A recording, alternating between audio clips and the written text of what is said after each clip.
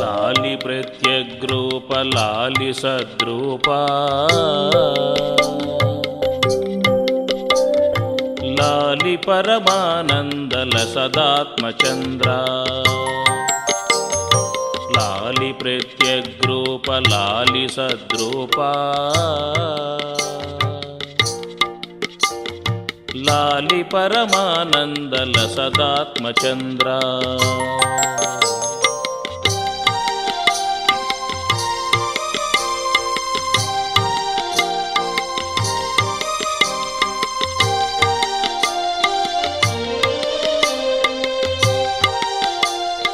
సిద్ధోసి బుద్ధోసి నిరంజనోసి సంసారమాయా పరివర్జితోసి సంసారస్వప్నం త్యజమోహ నిద్రా మదాలసావాక్యమువాచ సత్యం మదాలసావాక్యమువాచ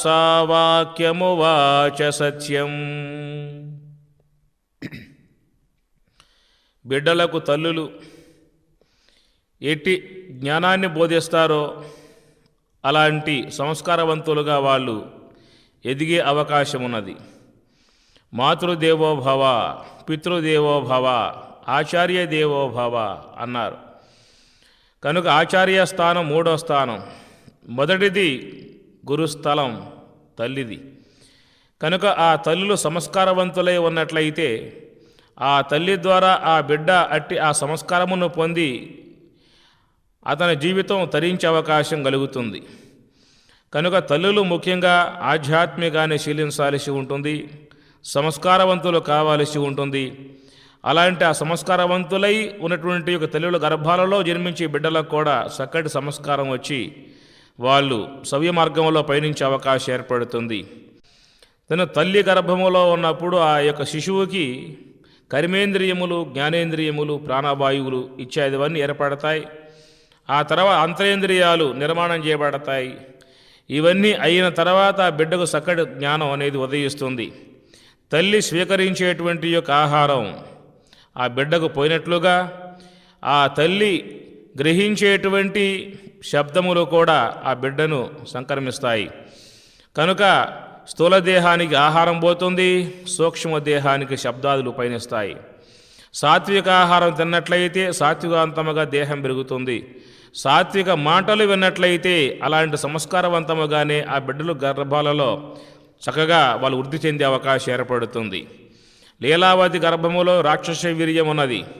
అయినప్పటికీ కూడా ఆ లీలావతి మహర్షుల వారి యొక్క ఆశ్రయంలో ఉండి ఆశ్రమ సేవలు చేస్తూ సాత్విక ఆహారాన్ని స్వీకరిస్తూ మహనీయుల యొక్క వాక్యములు వింటూ సాత్విక మార్గంగా పయనించడం కారణముగా ప్రకర్షేణ ఆహ్లాద ప్రహ్లాద చిన్నప్పటి నుంచే అట్టి ఆ జ్ఞానముతో ఆయన ఎదగలిగాడు. మాతృగర్భము జొచ్చి మొన్నది మొదలుగా చిత్తమచ్యుత మీద చేర్చువాడు. ఆ తల్లి గర్భములో ఉన్నప్పుడే ఆ మహర్షి బోధించేటువంటి యొక్క ఆ జ్ఞానబోధ అంతా వినగలిగాడు. చక్కగా అవగాహన పొంది మరి విశ్వంలోకి వచ్చిన తర్వాత కూడా భగవంతుని మరవకుండా జీవితాన్ని జీవించగలిగాడు. అందుచేత అట్టి సంస్కారం రావాలంటే ఆ తల్లులు తమ బిడ్డలకు చిన్నప్పటి నుంచి గర్భంలో ఉన్నప్పటి నుంచి సాత్విక సంబంధమైనటువంటి యొక్క ఆహారము, సాత్విక సంబంధమైనటువంటి యొక్క శబ్దాదులు వాళ్ళకి పెట్టినట్లయితే చక్కగా పెరిగే అవకాశం ఏర్పడుతుంది. కుంతి మగబిడ్డన కన్నది, ఆ వార్త విన్నది గాంధారి. ఏమంటే అసూయ స్వభావం కలిగి ఆ గర్భాన్ని బాదుకున్నది. అనగా నాకంటే ముందుగా ఆ కుంతి బిడ్డన కన్నదే కనుక వాడే పెద్దవాడే ఉన్నాడు, ఈ రాజ్యం అంతా వాడికి పోతుంది, నాకు పుట్టబోయేటువంటి యొక్క బిడ్డకు రాజ్యాధికారం లేకుండా పోతుంది అనేటువంటి యొక్క భావనతో అసూయ స్వభావం కలిగి గర్భాన్ని బాదుకుంటే ఆ పుట్టినటువంటి యొక్క ఆ బిడ్డలు కూడా అసూయవంతులుగా తయారయ్యారు. కనుక అలాంటి యొక్క అసూయ సంబంధం రావడం కారణం ఏంటంటే ఆ కనేటువంటి యొక్క తల్లులు, పెంచేటువంటి తండ్రులు సంస్కారవంతంగా లేకపోతే ఆ బిడ్డలు కూడా ఆ విధంగానే ఎదిగే అవకాశం ఉంటుంది. కండ్లు లేక ధృతరాష్ట్రుడు కండ్లు మూసుకుని గాంధారి ఆ బిడ్డలను కని పెంచి పెద్ద చేస్తే చివరికి అంధః పుత్రాః అంధాః అయిపోయారు. కనుక జ్ఞానవంతులై బిడ్డలను కనాలి, జ్ఞానవంతులై సంసారం శీలించాలి. జ్ఞానవంతులై ఉన్నట్లయితే అలాంటి వారి యొక్క జీవనములు సుఖవంతముగా సాగే అవకాశం ఏర్పడుతుంది. కాబట్టి చిన్నప్పటి నుంచే తల్లులు బిడ్డలకు మంచి జ్ఞానాన్ని బోధించాలి. కనుక సాత్విక సంబంధ శబ్దాలు వినిపించామా అలాంటి సంస్కారం ఏర్పడుతుంది. రజోగుణాత్మక శబ్దాలు వినిపించామా అలాంటి గుణాలు ఏర్పడతాయి. తామసిక సంబంధ సంస్కార సంబంధ శబ్దాలు వినిపించామా అలాంటి సంస్కారం వాళ్ళలో ఏర్పడుతుంది. కాబట్టి తల్లులు సంస్కారవంతులు కావాలి, గీతామాతలు కావాలి, వేదమాతలు కావాలి. అట్టి ఆ భారతీయతను చక్కగా అధ్యయనం చేసి అవలోకనం చేసుకుని అవగాహన చేసుకున్నట్లయితే అలాంటి వాళ్ళ గర్భాలలో జన్మించేటువంటి యొక్క బిడ్డలకు కూడా చక్కటి జ్ఞానం అభ్య అవకాశం ఏర్పడుతుంది. లాలి ప్రత్యగ్రూప లాలి సద్రూప లాలి పరమానందల సదాత్మచంద్ర. మదాలస అమ్మగారు తన బిడ్డకు ఇట్టి జ్ఞానాన్ని బోధిస్తూ ఉన్నారు. నాయనా, నువ్వు కేవలం ఈ దేహం కాదురా, ఈ దేహములో ఉన్నటువంటి ప్రత్యేగాత్మ స్వరూపుడవు నీవు అనేటువంటి జ్ఞానం ఆ తల్లి బోధిస్తుందండి. కనుక భారతదేశంలో ప్రతి తల్లి పూర్వకాలంలో జ్ఞానవంతులే చక్కగా జీవించారు. అందువల్లనే ఋషిపల్లెలు అంటారు, ఋషిపత్నులు అని చెప్పని అంటారు. చక్కగా వేదాధ్యయనం చిన్నప్పుడే అధ్యయనం చేసి సంస్కారవంతులై ఉండేవాళ్ళు. కాబట్టి ఆ విధముగా భారతదేశంలో ప్రతి ఒక్క వ్యక్తి ఆధ్యాత్మికతను పునికించుకుని పెరగలిగాడు. భారతదేశం అనగా అనగా బ్రహ్మము. అట్టి ఆ బ్రహ్మతత్వముతో ఉండేటువంటి వాడే భారతీయుడు. రతి రమించోట ఆ బ్రహ్మను రమించేటువంటి వాడు కాబట్టి భారతీయ అని అన్నారు. కాబట్టి దీనిని భారతదేశము అన్నారు. అనగా భగవద్గీత, అనగా భారతము, అనగా భాగవతము, అనగా భారతము. ఇట్లా భకార త్రయముతో ఉన్నటువంటి యొక్క వాంగ్మయం భగవద్గీత, భాగవతము, భారతము, భారతదేశము, భారతీయుడు. కనుక అలాంటి యొక్క భాతత్వం గల బ్రహ్మతత్వముతో తొలదొగేటువంటి యొక్క అంశములతో ఈ భారతదేశం అంతయు కూడా ఉన్నది. అట్టి ఆ సంస్కారవంతో సకల జనులు పెరిగారు కాబట్టి అలాంటి ఆ జ్ఞాన నిధికి నిలయమై ఉన్నదిగా ఆ భారతదేశం కాగలిగింది. కనుక ఆ తల్లులు చిన్నప్పుడే బిడ్డలకు అట్టి ఆ సంస్కారాన్ని ప్రబోధింపజేస్తూ ఉన్నారు. లాలి ప్రత్యగ్రూప లాలి సద్రూప. కనుక తొలి గురువు తల్లి కాబట్టి ఆ తల్లి బిడ్డలకు ఉగ్గుపాలతోనే చక్కగా ఆ జ్ఞానాన్ని వాళ్ళకి ప్రబోధింపజేస్తూ ఉంటారు. ఆ విధముగా తల్లి కూడా బిడ్డకు ప్రబోధింపజేస్తూ ఉన్నది. లాలి ప్రత్యగ్రూప లాలి సద్రూప. నాయనా, నువ్వు ఈ దేహం యొక్క భావంలో మునిగిపోతావేమో, నీవు ఈ దేహం కాదు. పంచభూతాత్మికమై ఉన్నటువంటి యొక్క ఈ శరీరం ఈ మధ్యకాలంలో వచ్చింది, ఈ మధ్యకాలంలో ఉంటుంది, రాలిపోతుంది. కనుక ఇలాంటి యొక్క అనిత్యమై అశాశ్వతమై క్షణభంగురమై పరిణామశీలమై నశ్వరమై కర్మానుగుణ్యముగా వచ్చేటువంటి యొక్క ఈ దేహం నీవు కాదు. ఈ దేహములో ఉన్నటువంటి ప్రత్యేక స్వరూపమే నీవు, ప్రత్యేగాత్మ. అనగా ప్రత్యేక అనగా అంతర్ముఖ వృత్తి, అంతర్ముఖ వృత్తికి విషయమై గోచరించేటువంటి యొక్క దానిని ప్రత్యేగాత్మ అని చెప్పని అంటారు. పరాక్కు దర్శనము అనగా శబ్దాది విషయములను దర్శించటానిని పరాగ్ దర్శనము అంటారు. శ్రోత్ర, త్వక్కు, చక్షువు, జిహ్వ, ఘ్రాణము ఇత్యాది ఇంద్రియములతో కలిసి వ్యవహరించేటువంటి యొక్క భాగాన్ని పరాగ్ దర్శనము అని చెప్పని అంటారు. కనుక నువ్వు పరాగ్ వస్తువు కాదు, ప్రత్యక్ష స్వరూపుడవు. అంతర్ముఖ వృత్తికి విషయమై గోచరించేటువంటి యొక్క ఆత్మస్వరూపుడవి నీవు తప్ప ఈ దేహము నీవు కావయ్యా. కనుక ప్రతి ఒక్క వ్యక్తి ఆత్మస్వరూపుడై ఉన్నాడు. అజ్ఞానం కారణంగా ఈ దేహమే నేననే భావంలో మునిగిపోయాడు. ప్రతి ఒక్క వ్యక్తి అచరకాలం చాలా కాలం నుంచి ఈ దేహ సంబంధ భావాల్లో మునిగిపోవడం కారణముగా ఈ దేహ సంబంధ వ్యామోహాల్లో మునిగిపోయి ఈ దేహమే నేననేటువంటి భావనలుగా ఉన్నాడు. సద్గురువు బోధిస్తూ ఉన్నాడు, నువ్వు దేహం కాదు, నువ్వు మృణ్మయ వస్తువు కాదు, చిన్మయ స్వరూపుడవు. నువ్వు మాంసపిండము కాదు, మంత్రస్వరూపుడవు అనేటువంటి విధానముగా స్వరూపతత్వం తెలియజేస్తూ ఉన్నాడు. కనుక అట్టి స్వరూపతత్వాన్ని గ్రహించి ఉన్నటువంటి వారు మాత్రమే ఈ స్థూల దేహము, సూక్ష్మ దేహము, కారణదేహము నేను కాదు, త్రిదేహములకు, త్రివిధ అవస్థలకు, జీవత్రయానికి విలక్షణమై ఉన్నటువంటి యొక్క ప్రత్యేగాత్మ స్వరూపమే నేను అనేటువంటి యొక్క భావన పొందగలుగుతాడు. అందుచేత ఆ జ్ఞాన భావన తన యొక్క ఉనికిని గమనించాల్సి ఉంటుంది, తెలుసుకోవలసి ఉంటుంది. తను సాక్షాత్ ప్రత్యక్ష రూపుడు. లాలి ప్రత్యగ్రూప లాలి సద్రూప. నాయనా, నువ్వు సద్రూపుడవురా, చిద్రూపుడవు, సద్రూపుడవు, స్వప్రకాశ స్వరూపుడవు, ఆనంద స్వరూపుడవు. లాలి పరమానంద లసదాత్మచంద్ర. కనుక ప్రత్యేగాత్మ ధర్మాలు ఏమిటంటే సత్యము, స్వప్రకాశకము, ఆనందదాయకము, ఆ బ్రహ్మము యొక్క స్వరూపత లక్షణములు. ఎప్పటికీ ఉండేటువంటి యొక్క లక్షణం నీవై ఉన్నావు. మారిపోయే స్వభావం దేహమై ఉన్నది. జాగ్రత్త అవస్థ పోయింది, నీవున్నావు. స్వప్నావస్థ వచ్చిపోయింది, నీవున్నావు. సుషుప్తి అవస్థ వచ్చిపోయింది, నీవున్నావు. కనుక నీవు అన్ని అవస్థల యందు ఉన్నావు, కానీ నీ యందు ఏ అవస్థ లేదు. జాగ్రత్త అవస్థ ఉన్నదా, స్వప్న సుషుప్తులు లేవు. స్వప్నావస్థ ఉన్నదా, జాగ్రత్త సుషుప్తి లేదు. సుషుప్తి అవస్థ ఉన్నదా, జాగ్రత్త స్వప్నము లేదు. కానీ నీవు మాత్రం అన్ని అవస్థల యందు ఉంటావు. కనుక బాధింపబడేటువంటివి అవస్థలు. నీవు అవస్థలకు సాక్షి మాత్రుడుగా ఉన్నటువంటి వాడవు. దానినే చిత్స్వరూపము అని చెప్పని అంటారు. అనగా అన్ని అవస్థలకు సాక్షి మాత్రముగా ఉన్నటువంటి ఒక తత్వాన్ని చిద్వస్తువు అని చెప్పని అంటారు.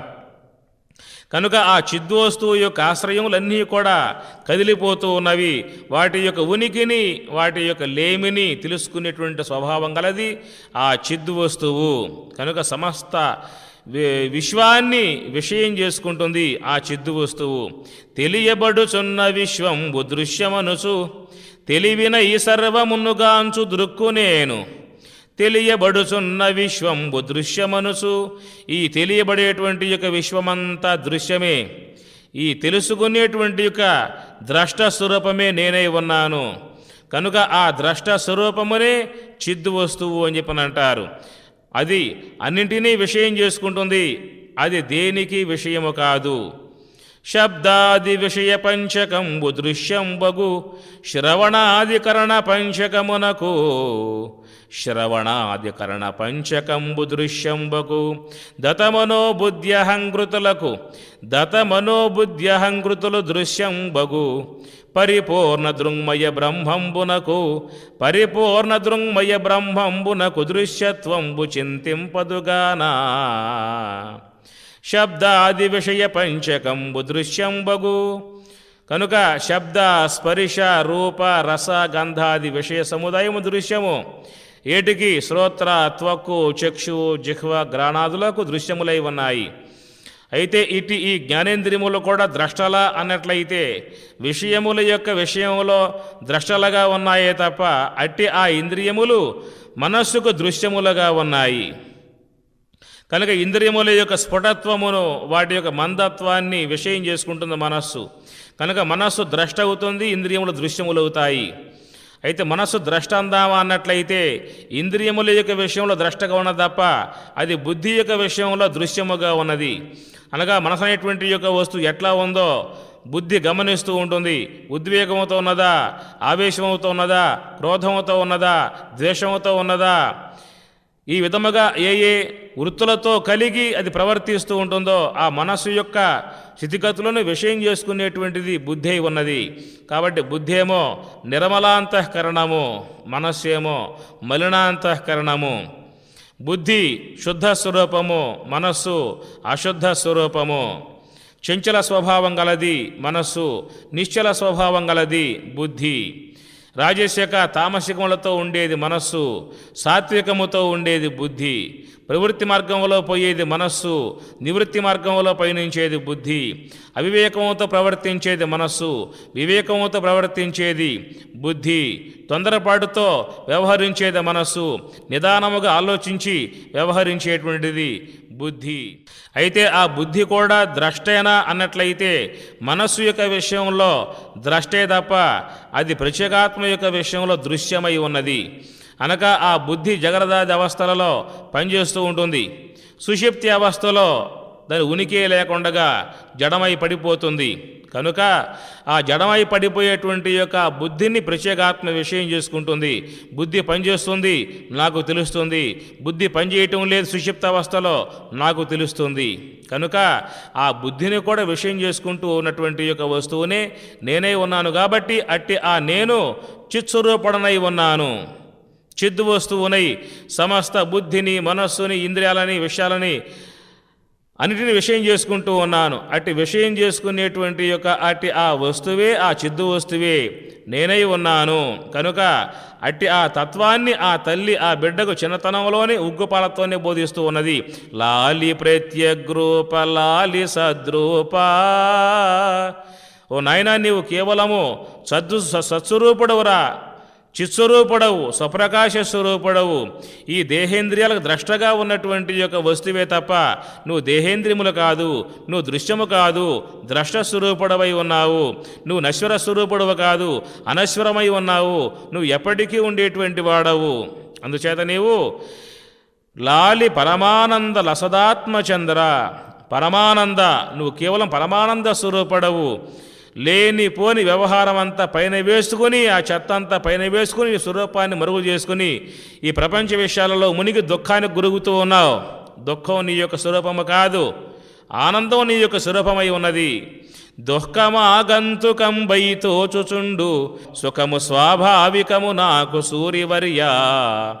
దుఃఖమాగంతుకంబై, దుఃఖం బయట నుంచి వస్తుంది. సుఖం అనేది నీ యొక్క స్వతసిద్ధ స్వరూపమై ఉన్నది.